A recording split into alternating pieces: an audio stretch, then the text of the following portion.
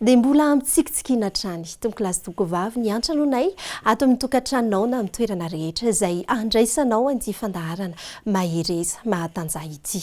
Nandritra ny fotoana vitsivitsy dia maro no niresaka taminay fa be dia be ianareo tany atokantrano tany no nanovo ny fampaherezana ary tsy latsa-danja amin'izay ihany koa no manao anao anio izay raha teo no antom-pisian'ny fandaharana ka ny firarianay ety am-piandohana dia hoe ahery tokoa anenao atanjaka ampinoana ka ninenina zavatra miseho dia hifahatra eo amin'ilay Andriamanitra mahery. Ny pastora Ratsarasotra Paul no hitondra antsika ny famelabelarana ao amin'ny anio kanefa ny tonga tsy miarahaba na manitezitra fifaliana ao anay nefa taharaka nampitana tery am-piandohana ny fiarahana tahaka an'izao ka dia mirahaba antsika tsirairay avy izahay no sady manasanao ihany koa aka toerana avetrany satria ao aorianantsy irairay ity dia atolotra anao ampitiavana avetrany ny famelabelarana.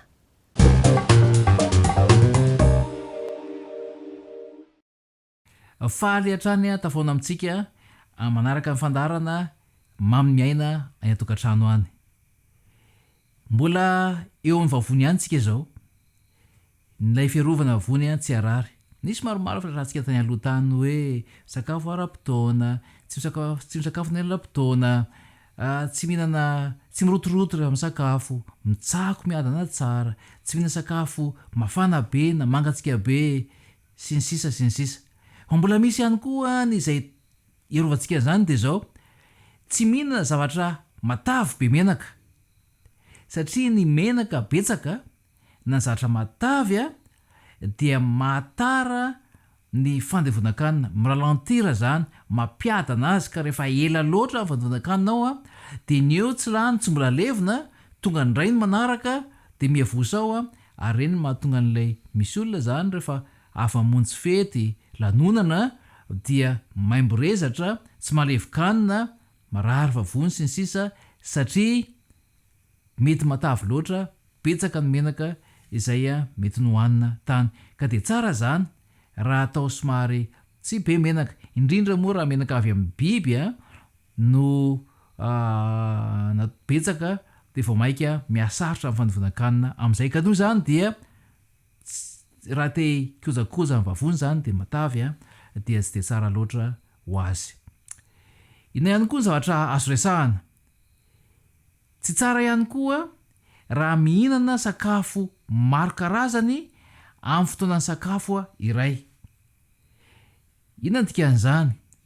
Indrindra moa rehefa misy ny fetifety aman-danonana sy ny fanasana zany dia misy karazany efa io ilay tsony tsika hoe anim-pitoloha ka raha ny tokony izy dia zao eo amin'ny karazany 3 eo 4 farafahabetsany no azo ampiasaina hoe amin'ny fotoana anankiray ka rehefa mihinana vary ianao ohatra dia mba misy laoka eo aminy eo dia misy crudité kely misy desera dia efa ampy zay 4 zany zay fa raha sady misy be dia be zany ary vetsika indray mandeha hoe tsy mahatsara azy fa manimba azy ny sakafo maro karazany reny ary zay mahatonga ny matetika rehefa be loatra sakafo mifangaro ao dia mahatonga fermentation na hoe fahalovana haingana dia maimborezatra, marary kibo, tsy malevi-kanina, be rivotra sy ny sisa zany marika ny tsy fandevonan-kanina avokoa ka dia tsara zany mba atao vitsivitsy karazana ny sakafo amin'ny fotoana iray.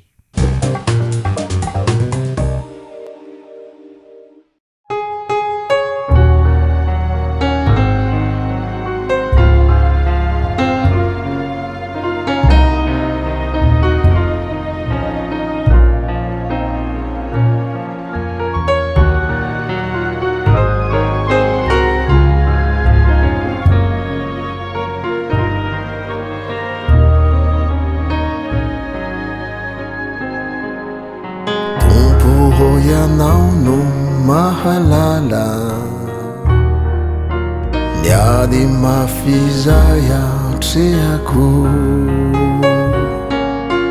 fa tsy vitsy ireo zay mankala aoky ianao no fialofako fantatrahoko izay nataoko masonao ny fiainako niloreraka ny foko sy ny sakio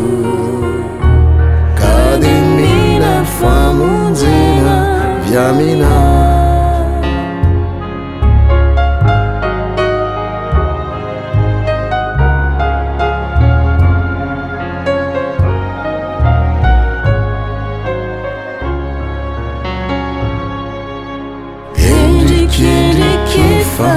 wisanandro aminireo zavatsy nata tompo ianao mahalala ny andro hitrangany marina toy za fantatraoko iza nataoko masonao ny fiainako miloreraka ny fonko sy ny saiko ka de mila famonjena viamina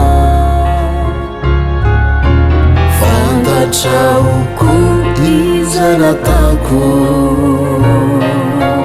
teo i masonao ny fiainako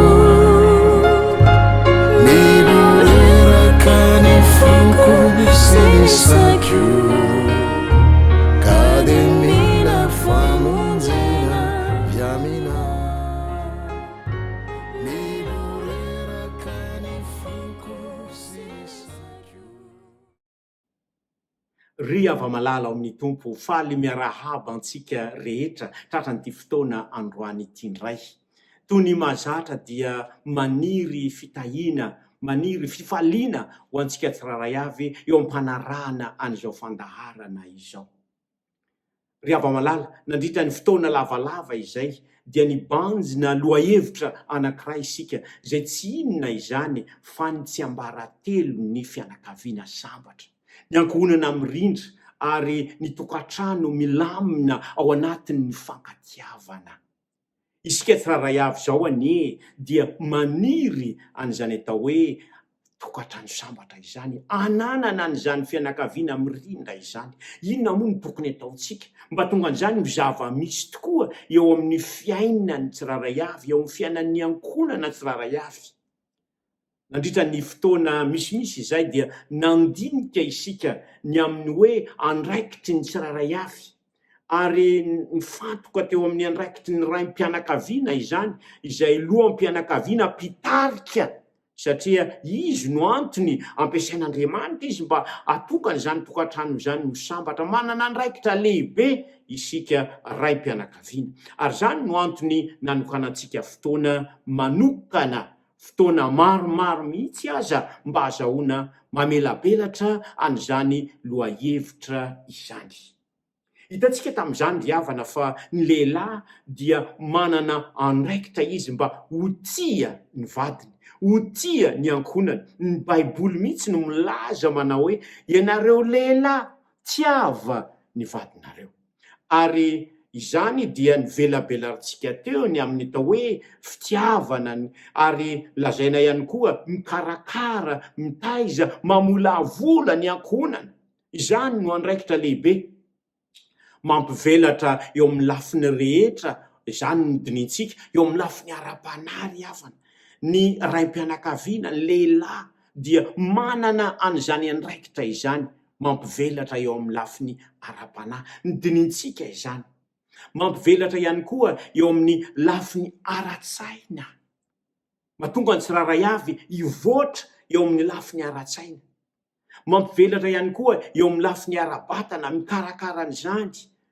Manao izay mamety ny tsiraray avy eo amin'ny lafiny ara-nofo mivelatra. Izany ny zavatra andraikitra ihany koa, andraikitra izay sahanina. Ary eo koa ny fampivelarana eo amin'ny lafiny ara-piaramonina, eo amin'ny tany amamonina, eo amin'ny piray-tanàna, eo amin'ny piaramonina, izany rehetrarehetra izany dia andraikitra mipetraka eo antsoroky ny raim-pianakaviana.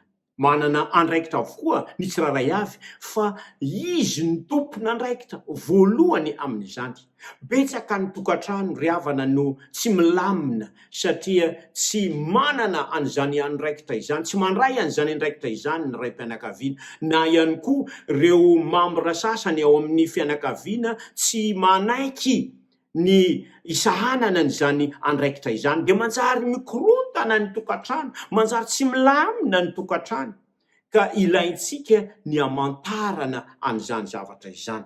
Ka isika lehilahy, isika raim-pianakaviana dia mandray an'izany andraikitra izany eo ambany fitarian'ny tompo, eo amin'ny fanomezan'Andriamanitra ny herentsika, azahoantsika mandray izany. Amin'ity androany ity ry havana dia misy andininy anankiray izay fototra mihitsy mba atonga ny tokantrano ho sambatra, atonga ny tokantrano hirindra tsara, matonga ny tokantrano mba hifankaty raha arahana izany torohevitra izany izay voalaza ao amin'ny tenin'Andriamanitra, izay hodinintsika amin'ity androany ity, dia hita fa hizotra any amin'ny fahasambarana tokoa ny tokantrano tsiraray avy. Izany dia mbola hitantsika amin'ny andalanteny fototra ao amin'ny tenin'Andriamanitra izay efa nidinintsika. Mahafinaritra ry havana ny tenin'Andriamanitra satria mazava ao ny lalak'izorana, tsy miraparapa ao anatin'ny aizina isika mamantatra ny amin'ny hoe inona moa ny tokony atao, fa ny tenin'Andriamanitra mihitsy ny manambara amintsika ny amin'ny hoe inona ny tokony atao. Andeha eo jerevantsika ao amin'ny Efesianina, Efesianina 5, zany hoe toy n'ireo andininy izay efa dinintsika teo aloha, toy ny hoe andininy 720, mamelona sy mitaiza azy, tia azy, ary ty andininy 30 ity, ny andininy faraka amin'ny 30 dia zao ny voalaza. Ary noho izany, ny lehilahy dia andao ny rainy sy ny reniny, ka iray amin'ny vadiny, dia ho nofy iray ihany izy roa. Ao ry havana no ahitana ny tsiambaratelon'ny fianakaviana sambatra, ankohonana mirindra, mpivady mifankaty, arak'izay voalaza eto. Vakiko ndray mandeha andininy faraka amin'ny 30. Ary noho izany, ny lehilahy dia handao ny rainy sy ny reniny, ka iray amin'ny vadiny, ary dia ho nofy iray ihany izy roa. Io andininy io andalanteny io dia noraisina avy any amin'ny Genesisy. Amin'ny Genesisy 2:2 no ahitantsika an'izany andalanteny izany ihany koa. Fantatsika ry havana fa amin'ny Genesisy 2:1 dia tsofina rano, ny fianakaviana, ny fanambadiana voalohany. Andriamanitra mihitsy nitsodrano ny fanambadiana voalohany araka ny voalaza ao amin'ity 2:1 amin'ny Genesisy ity. Ary Andriamanitra ny andininy zany hoe ao amin'ny Genesisy 2:1 zany tsika izao, ny andininy 7:20, ary Andriamanitra nitsodrano azy hoe marofara sy miabetsah ary mameno ny tany. Izany hoe Andriamanitra mihitsy zany no nitsodrano ny mariazy voalohany, nanamasina ny mariazy voalohany, ary dia vita zany izany fanamasinana ny fanambadiana izany. Dia zao ny zavatra hita mialohan'izay dia zao ny zavatra hita eto, mialohan'izay fanamasinana ny mariazy izay. Ao amin'ny 2:2 dia lazaina eo, ny 2:1 sy ny 2:2 dia mifameno izy io. Ny 2:1 dia ohatrany hoe famitinana, ary ny 2:2 dia fivelarana zany, velarina kokoa zany fanazavana zany atao hoe mariazy izany. Nanahoana moa izany zavatra izany? Ao amin'ny andininy 7:20, ao amin'ny 2:2 indray zany tsika izao amin'ny Genesisy. Ao amin'ny Genesisy 2:2 ny andininy 7:20 manao hoe, ary Jehovah Andriamanitra nanao hoe tsy tsara raha irery raha lehilahy dia anaovako vady sahaza ho azy izy.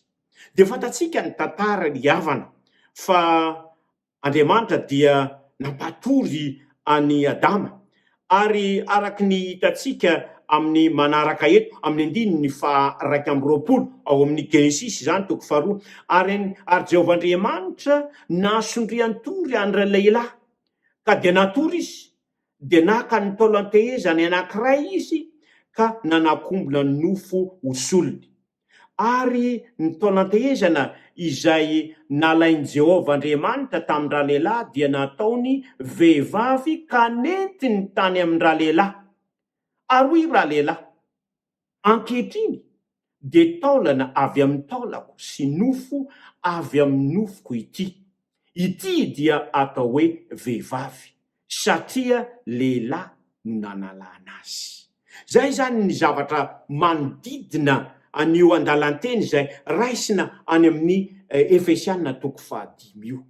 Dia zao no voalaza manaraka an'izay ny 4 ary noho izany ny lehilahy dia andao ny rainy sy ny reniny ka ikambana amin'ny vadiny ary dia ho nofo iray ihany ireo. Ho nofo iray ihany ireo. Inona moa no hevitra izany? Ilaitsika ny hamantatra an'izany.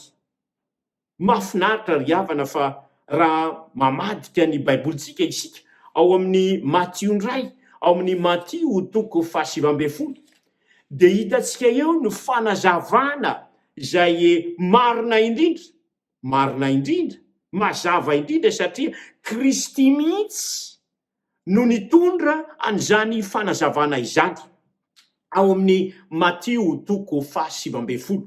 Ao ny Matthieu toko 7 manomboka amin'ny 9 ka raitsika hatramin'ny 9. Io zany no ahitantsika ny fanazavana zay tena feno ny amin'ny reo andininy izay efa nivakitsika teo ireo.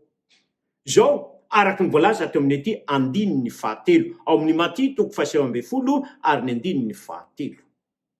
Ary nisy fariseo nanatona ny Kristy zany dia nakafana azy hoe mahazo misaotra ny vadiny va ny lehilahy no zay rehetra entiny iampangana azy na inona. Eto zany dia milaza toe-javatra anankiray ity fariseo ity mba azahoana makafana an' Jesosy, mamandrika azy zany.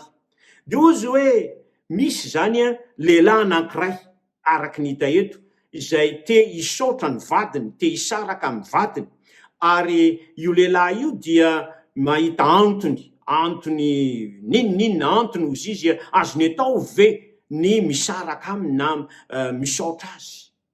Zay zany le fantaniana napetraka tamin'i Jesosy mba amandriana azy satria ozy zareo hoe raha ohatra ka tsy hain'i Jesosy zao mamaly an'izany dia hita fa tsy tena mpampianatra izy kanefa tsy fantany manko fa Jesosy dia Andriamanitra, marina fa zanak'olona izy kanefa koa zanak'Andriamanitra ary Andriamanitra mihitsy.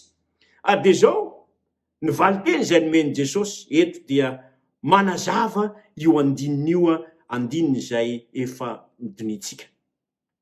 Ary 4 ao amin'ny Matthieu toko 7 ary izy namaly an'ilay fariseo zany ka nanao hoe tsy mbola novakianareo va ny teny fa izay nahary azy tamin'ny voalohany dia nahary azy olona sy vavy. Ary zany dia voalaza amin'ny Genesis toko 1 ka dia nanao hoe ary noho izany ny lehilahy dia andao ny rainy sy ny reniny ka ikambana amin'ny vadiny. Eto zany aloha zany dia etsika andraisana lesona sahady. Jesosy zany rehefa miatrika toe-javatra na zavatra manahirana ao amin'ny tokantrano dia entiny ny saitsika makany amin'ny fiandohana, makany amin'Andriamanitra. Eto zany dia efa ahitantsika lesona sarobidy sahady. Raha misy tokantrano izay toa tsy milamina, raha misy aza efa mangozozo mihitsy ary mitady hisaraka, mitady ho rava mihitsy azy, dia zao ny vahaolana omeny Jesosy dia zao mitodika makany Edena.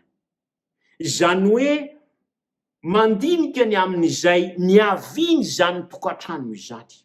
Iza moa namorona n'izany tokantrano izany, iza moa nanamasina an'izany tokantrano izany.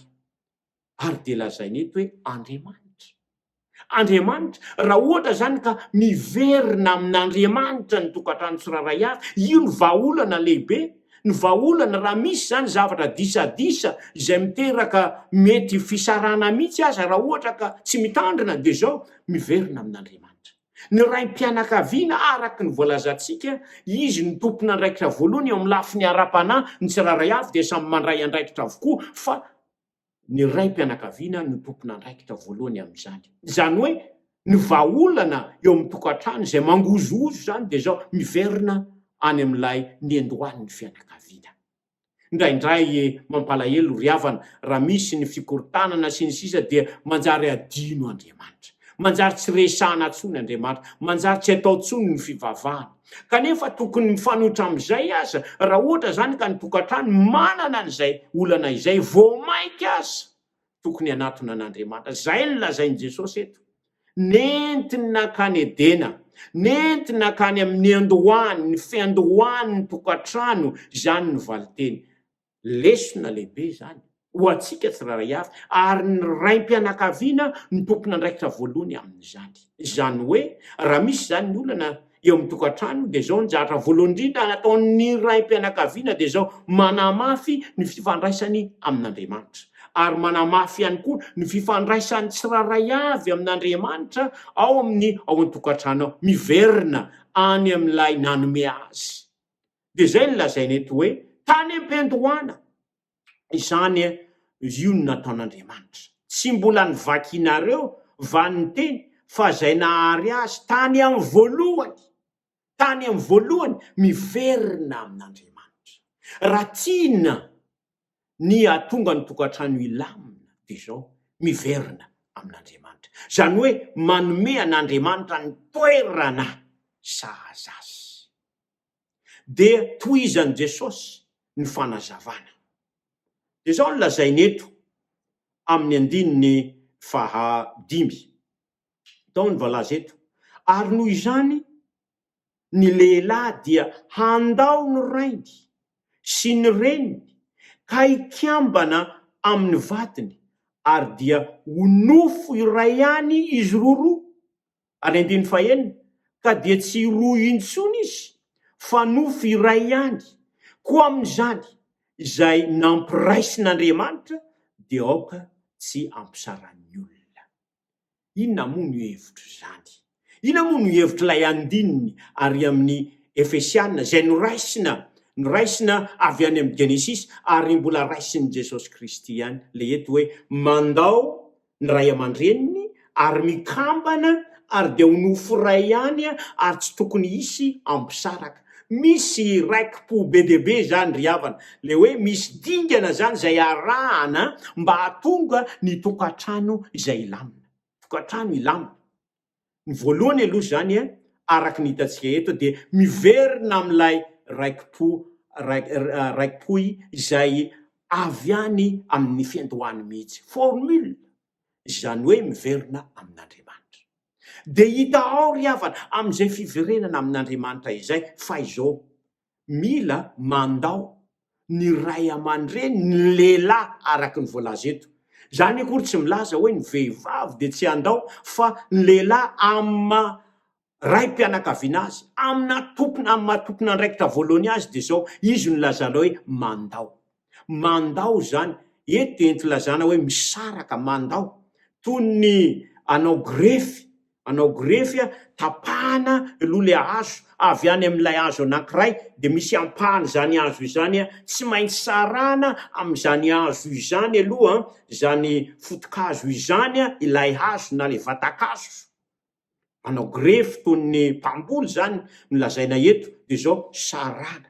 De mandao an'izany, ary dia mikambana amin'ilay hazo izay tiana hikambanany, zay ny atao hoe grefy de amboarina eo. De zao ny efarany rehefa mandeha ny fotoana de ny zavatra hita de zao tena lasa hazo anankiray reo hazo anankiroa reo.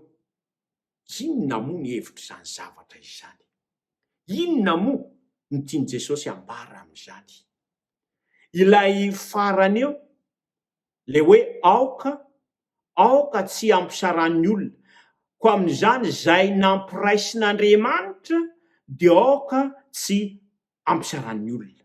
Izany hoe hita eo zany am'izay lafin'izay voalohany indrindra aloha zany Andriamanitra no mampiray. Andriamanitra zany no dity mampiray ny tokantrano. Ary tsy ditin'olombelona izay azo lakôly zay tsy de tena miraikitra loatra, fa ny ditina ny lakôlin'Andriamanitra dia miraikitra tanteraka mihitsy, mampiray tanteraka mihitsy. Andriamanitra zany no mampiray.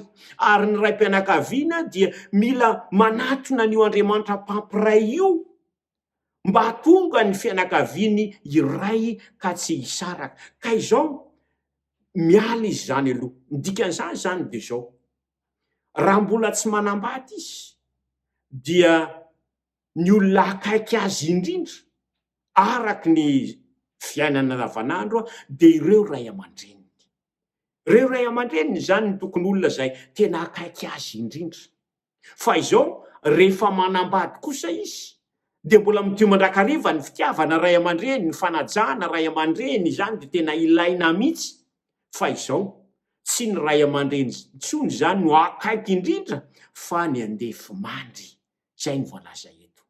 Dia toy ny nofo iray ihany. Zay zany ny zavatra voalohany. Ny hevitra voalohany eto zany de zao: tsy maintsy mandao eo amin'ny lafin'ny ara-petsepo. Mbola mitio mandrakariva ny fanajana, mbola mitio mandrakariva ny fankatiavana, misy amin'ny ray aman-dreny sy ny zanaka na manambady azy. Misy ndray manko ny sasany mitondra mandray antendriny loatra: zahay fa manambady fa tsy miraharaha intsony, na hoe aza miditra, aza mananatranatra intsony, fa efa manambady azy zao, efa haiko daholo ny zavatra rehetra. Tsy zay ny zavatra voalaza eto ry havana. Tendriny diso zay zavatra izay, zay tokony ialana zay zavatra izay, satria ny ray aman-dreny anie, ray aman-dreny ihany efa nandiha lalana maro izy ireo ary ny torohevitra dia ilaina mandrakariva izany. Fa ny tendriny hafa ndray de zao: tsy mandao, tsy manaraka izay voalaza ny tenin'Andriamanitra. Tsy mandao zany hoe tsy miala, izany hoe ny efa manambady nefa ny ray aman-dreny ihany ny mbola tena hoe akaiky indrindra, fa le vady zany de mbola any aoriana any. De zao raha ohatra zany ka misy dinidinika zay atao de zao ohatrany tsy misy asiny mihitsy ny tenin'ilay anankiray, fa dia izay lazain'ny ray aman-dreny de zay ihany. Izay zany tsy mety koa zay zavatra izay, fa ny mpivady de tokony hifanakaiky toy nofo iray ihany. Ohatsika ray aman-dreny de tokony hitandrina, satria mety manahirana zany zavatra izany, mety tsy avelatsika andao ny zanatsika. Marina fa amin'ny maha olombelona mety ho sarotsarotra izy io. Tadidiko tsara tamin'ny zanakay vavy matoa Ruta eo amin'ny 7 taona eo zao, rehefa nataony raharaha dia misy ihany lay ao an-tsaina hoe dia efa tsy tahaka n'ilay fifandraisana teo aloha tsony zany ny fifandraisanay mianaka zay tena ety de ety, fa lela hafa ndray zany de novadiny ndray zany nomeny an'izay fankatiavana lalina de lalina zay, ekena zany zavatra izany. Hatram'izao dia misy fifandraisana ety de ety aminay mianaka, satria tena mifanakaiky zay mianaka. Kanefa zao za de mahalala fa manambady izy io, manambady izy io ary zay vadiny zay ny lom-pianakaviana. Mbola eo ihany ny fankatiavana, mbola eo ihany ny fifandraisana, mbola eo ihany ny torohevitra maro isan-karazany, fa iza dia efa namela azy andao, ka dia miraikitra amin'ny vadiny izy. Ary zany no mahatonga ny tokantrano ho sambatra, satria raha tsy mitandrina manko isika, de mety isika ndray no anisan'le hoe mampisaraka. Isika ray aman-dreny no hoe mampisaraka araky ny voalaza eto. Ko amin'izany izay ampiraisin'Andriamanitra dia aoka tsy ampisaran'ny olona. Aoka zany tsy isika indray no ampisaraka. Misy ray aman-dreny izay mampisaraka fanambadiana, ny zanany tsy tokony atao zany fa tokony aza mba atao izay ampiray koa izao ary atreto ny zavatra hitantsika satria lalina de lalina ny fanambarana eto de izao hotoizantsika amin'ny herindroany izy io noho ny fahasoavan'Andriamanitra ny amin'ny hoe ahoana moa ny lafi ny pratika momban'izany mbola voatapany voalohany ihany zay voalaza izay de ny amin'ny hoe isika tsiraray avy zany ho anareo ny lehilahy izay ray mpianakaviana de izy no miandraikitra ny zany voalohany de ny atonga ny mpivady ho nofo iray ihany eo ambanin'ny fahasoavan'Andriamanitra ka tsy misy mihitsy zany izay ampisaraka an'izay ohatran'ny grefy izay fa Andriamanitra mihitsy no nampiray koa de aoka samy tazomina zay zavatra izay entsika mbavaka izany ry havana iaraka ivavaka isika ray masinao misaotra anao zay satria ianao mihitsy no nampiray ny tokantrano tsiraray avy miofahendrena ny tsiraray avy Andriamanitra mba anaraka an'izany toromarika izany ka ny mpivady de mba ho nofo iray ihany ary ianao mihitsy no mampifamatotra ianao mihitsy no mampikambana ny fianakaviana tsiraray avy amin'ny anaran'i Jesosy amen.